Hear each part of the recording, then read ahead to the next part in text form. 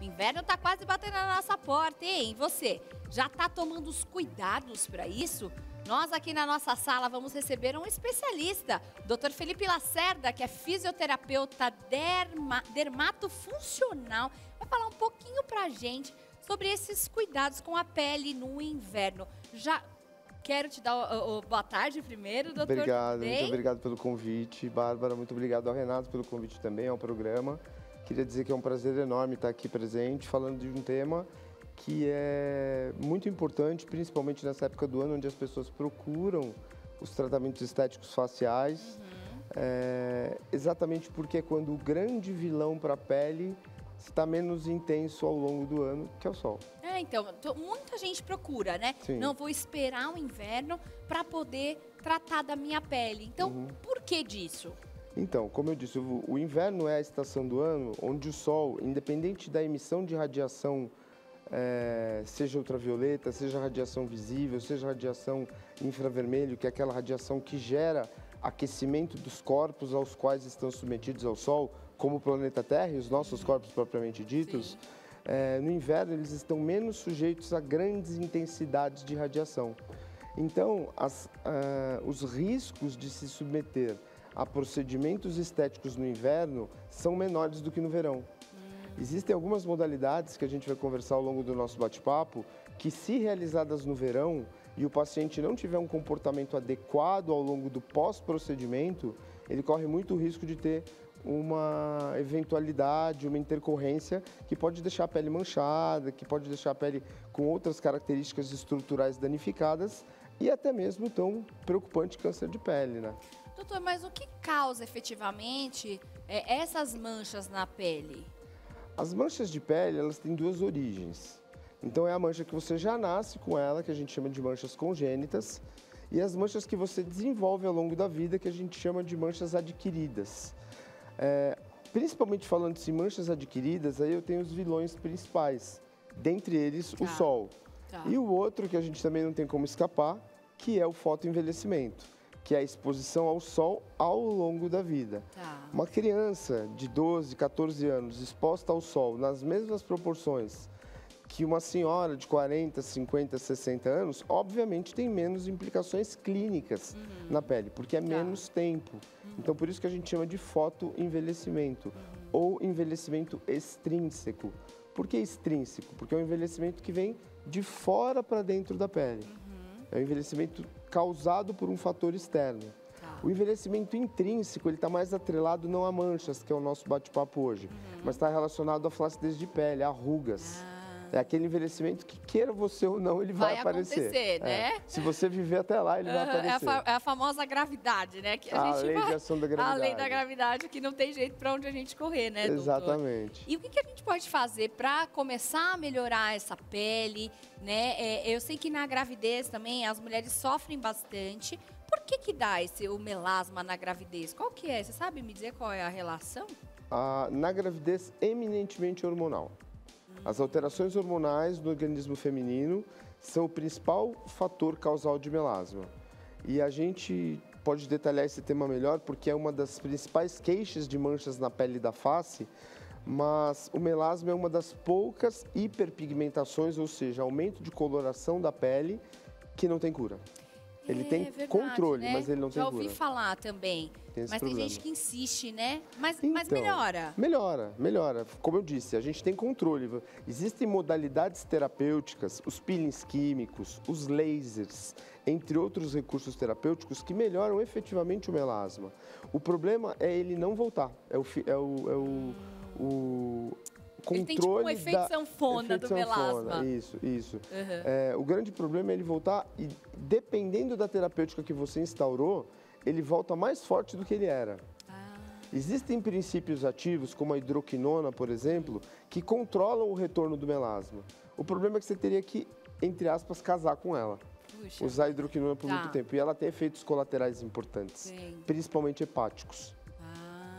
Então é bem importante a gente também saber qual tipo de tratamento que você vai fazer, né? Porque não existe milagre então, né, doutor? Não, para melasma não. Para manchas... Para o melasma, que é diferente da mancha, então. O melasma é um tipo de mancha profunda. Quais são os tipos de manchas que a gente tem além do melasma? Eu tenho Quando eu falo em mancha, o sinônimo de mancha é mácula. Tá. É uma alteração de pigmentação da pele para mais ou para menos. Então, eu tenho as hipopigmentações e as hiperpigmentações, que são as manchas escuras, causadas por uma alteração na produção de melanina, que é o pigmento que dá coloração à pele. É o que difere, por exemplo, a pele negra da pele clara, caucasiana. Eu nunca vi com melasma, por exemplo, né? Tá aí a grande característica.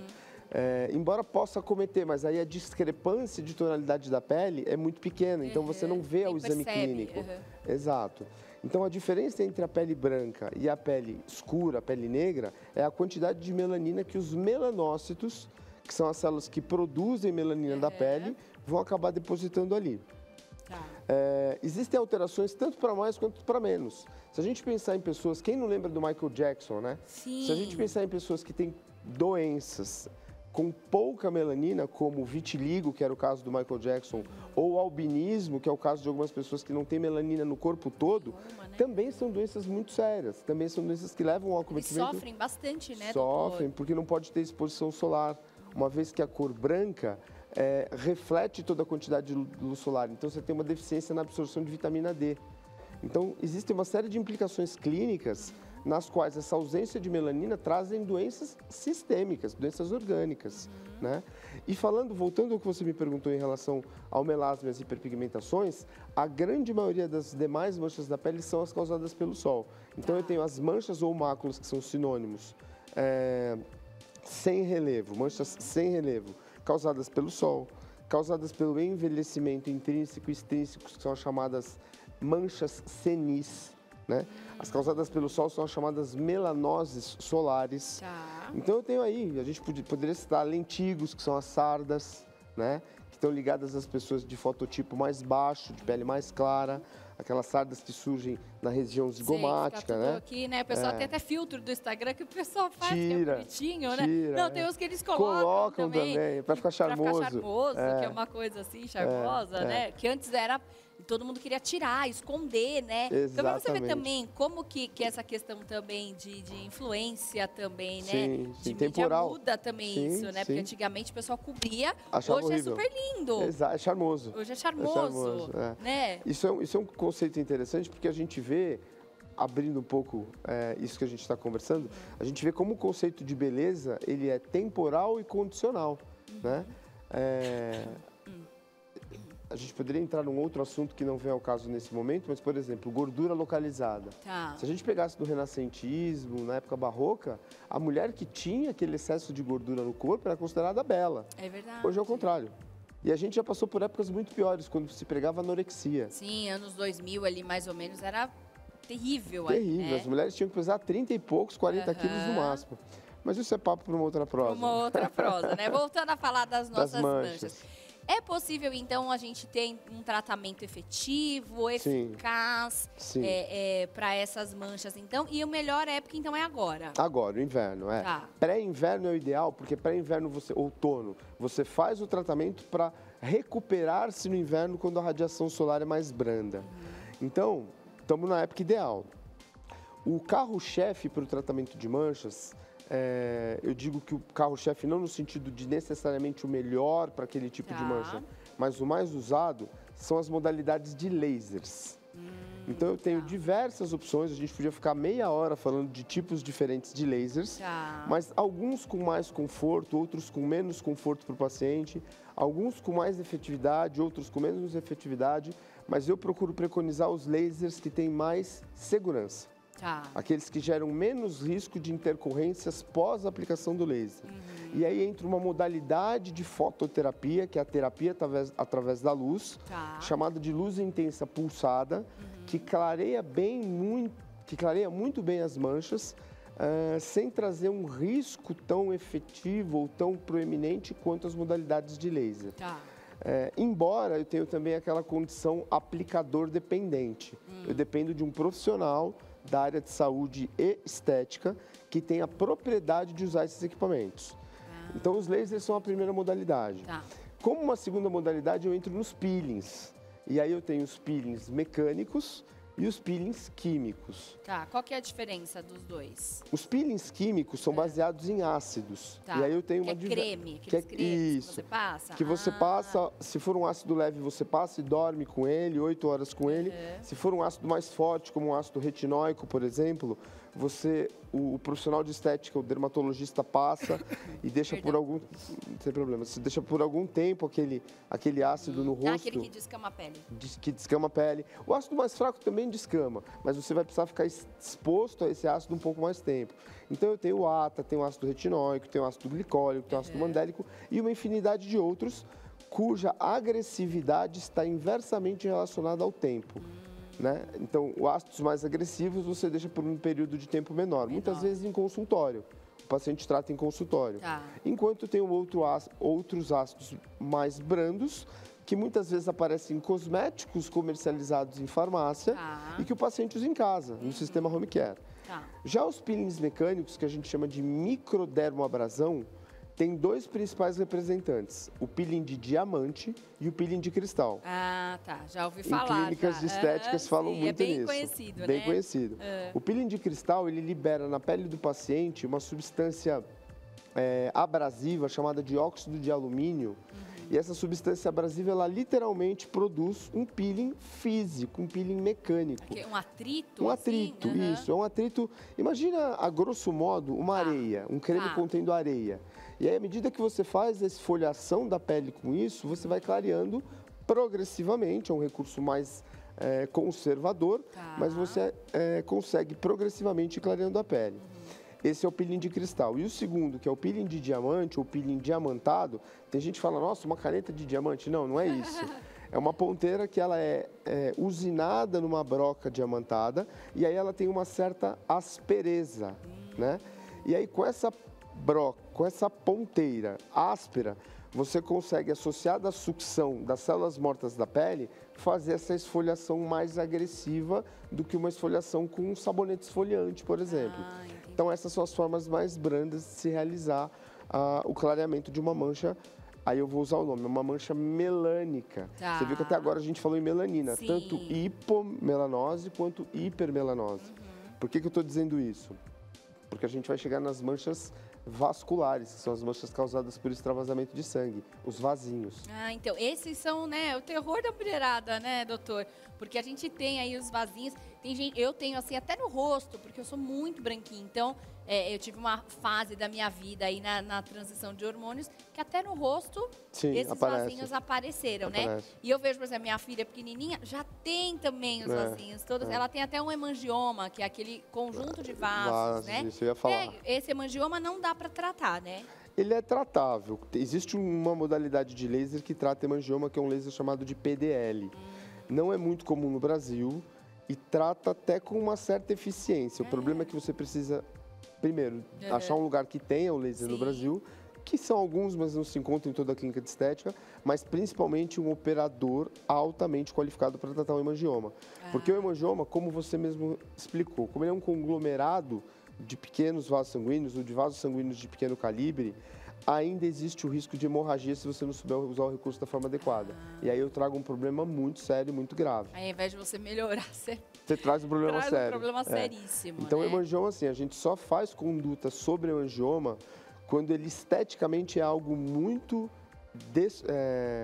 muito incômodo para o paciente, né? O região que às vezes, né, a pessoa se sinta ali, né, um pouco constrangida, né? Muito, assim. muito. Principalmente na cidade de ambiente escolar, onde tem muito bullying, na faixa da adolescência e na juventude, quando se prega até, na verdade, em todas as idades, mas se prega muito a vaidade, a autoestima nessas condições. Então, o hemangioma acaba sendo uma disfunção que a gente prefere deixar aí entre parênteses, né? Mas os vasinhos, as chamadas telangiectasias, que é o nome técnico para vasinhos, acabam sendo bem tratados com modalidades de laser. A gente consegue ressecar, fazer a escleroterapia né, que é outra terapêutica, mas a gente consegue estenosar esses vasinhos e resolver o problema com algumas modalidades específicas de laser. Antigamente, eu não sei se hoje mudou, né, esse tratamento, mas antigamente eu lembro que a pessoa tinha que ir no vasinho por vasinho para fazer secar, né, que a gente chamava. É assim ainda hoje ou deu uma evoluída? Com laser, com os clusters de lasers, que são diodos de lasers aglomerados em uma única ponteira, a gente consegue tratar áreas mais amplas, com menos disparos. Então, ele é mais rápido e até, de certa forma, menos desconfortável para o paciente do que a própria escleroterapia. E é diferente das varizes, né? Diferente das varizes. Varizes é quando eu tenho tortuosidades dos vasos de maior calibre, geralmente nos vasos profundos das pernas e coxas, usualmente das pernas, por uma perda de elasticidade da camada média da parede do vaso, que eu chamo de camada muscular. Então, quando essa camada muscular da parede do vaso, ela dilacera, o vaso fica com aquele aspecto tortuoso. E só para concluir, um risco muito grande desse vaso tortuoso é o acúmulo de placas de sangue na parede do vaso, que é o que causa trombose. Puxa, que é super perigoso, super perigosa. Doutor? Quando dá nos vasos profundos das pernas, a gente chama de TVP, trombose venosa profunda. Né? E aí o final dessa história, eventual final dessa história, é uma embolia. Né? E aí a embolia eu tenho sérios problemas. Né? Urgente. A gente viu aí, né, o Covid trouxe muito. A base do Covid é isso. Trombose, né, para as pessoas. Mas voltando a falar um pouquinho dos vasinhos, que eu acho que é a parte que nos interessa. O que é hereditário? Por que aparecem esses vasinhos? Tem um componente hereditário e tem um componente de hábitos de vida.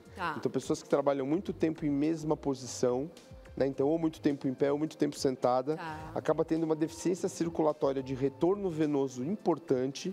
E essa deficiência de retorno venoso acaba causando essa estase de sangue nos vasos de pequeno calibre, e aí surgem os tais vasinhos, que são as telangiectasias.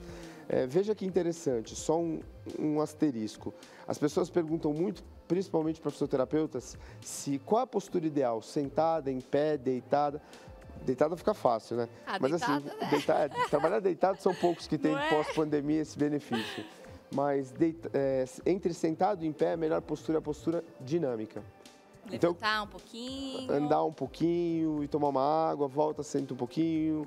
Vamos imaginar uma multinacional, uma empresa de telemarketing. Então, fica um pouquinho em pé do lado do colega, uns 2 minutos, 3 minutos para estimular a circulação. Vai tomar uma água no bebedouro, volta, senta mais uma meia horinha. Então, a postura dinâmica é aquela que favorece a circulação sanguínea e, voltando no nosso assunto, diminui a probabilidade do surgimento das manchas vasculares, que são essas manchas causadas pelos vasinhos. Não só nas pernas, mas muitas vezes no rosto. E aí, no rosto também é possível fazer a remoção? A remoção com laser é aconselhado e é muito indicado.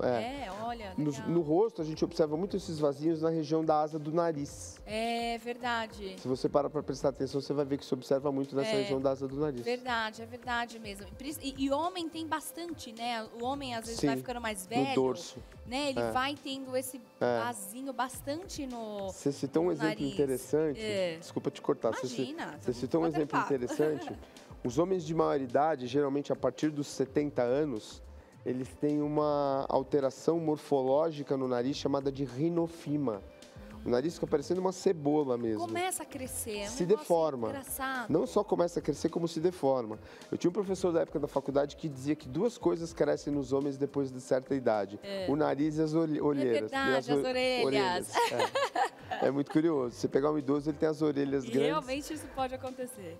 Então, das orelhas eu ainda estou pesquisando. Está pesquisando. Mas o nariz é fato. certo. O nariz é fato. Ai, meu Deus. Pois é, né? Não tem jeito. Aparece. A gente tem que buscar sempre uma melhor qualidade de vida, né, doutor? Para poder estabelecer aí, né, novas coisas. Hoje, a gente, graças a Deus, a tecnologia está gigante. A gente tem tantos tratamentos, né? Muito. Eu, por exemplo, não conhecia o trabalho do fisioterapeuta como dermatofuncional. Isso. A dermatofuncional é uma especialidade da fisioterapia que trata condições relacionadas à pele, mas mais atreladas à funcionalidade. Então, o que seria isso?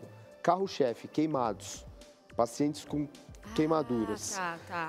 A dermatofuncional trabalha muito isso. Mas com o advento da estética, em outras profissões da área de saúde, que não só a medicina, tanto o fisioterapeuta quanto o biomédico tiveram uma inserção muito grande nessa área. Então, hoje, são poucos os procedimentos que o médico faz e que o biomédico e o fisioterapeuta não fazem. Cabe ao médico os procedimentos invasivos, que são aqueles que envolvem corte, sutura, eventualmente a cirurgia plástica, enfim. E aos procedimentos menos invasivos, que são os que a gente comentou, os lasers, os peelings.